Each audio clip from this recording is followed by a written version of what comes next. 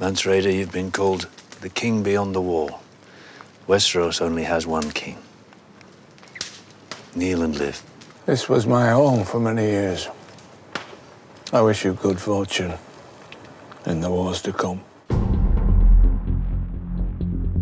Kieran brings so much humanity to that role, and there's a reason they're called the Free Folk. For them, everything is about freedom, and they will fight to the death to preserve that freedom. And it's not just a philosophy for him, it's very much the way he has lived his life and how he'll die his death if he has to. Mance has this thing about his whole sense of dignity. It's about the non-betrayal and a belief.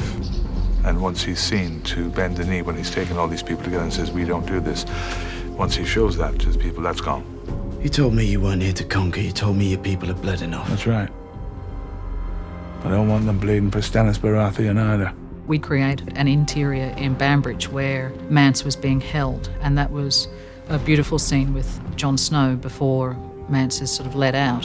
When we first met, you were my prisoner. And now, for our last meeting...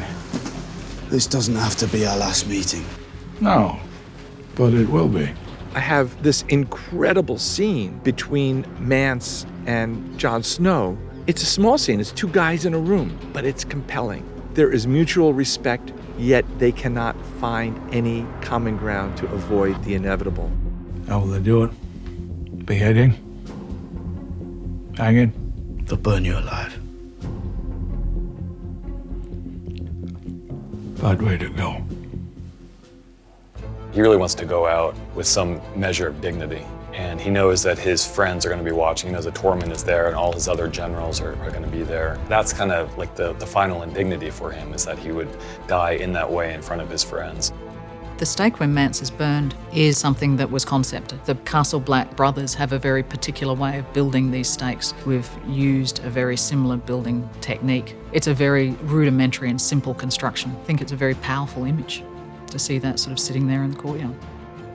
I knew I wanted to have that opening be gentle and a long take. The scene opens on a crane shot that starts with a single guy walking out of a door, and then it pulls back to see the entire Castle Black courtyard with a stake in the middle of it. And there's just a moment where you go, oh my God. And the shot evolves just so beautifully. The camera operators and the actors all did an amazing job.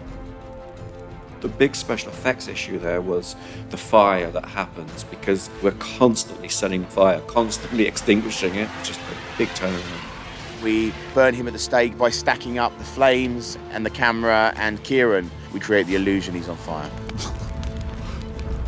The idea of trying to shoot that last scene, it's kind of complicated, because how much writhing and agony do you portray? How much fear do you allow to be shown? So I was very dependent on Michael directing it. You're not connecting with another character, an actor, where you're looking in their eyes, you're listening to them, you're working with them, you're on your own.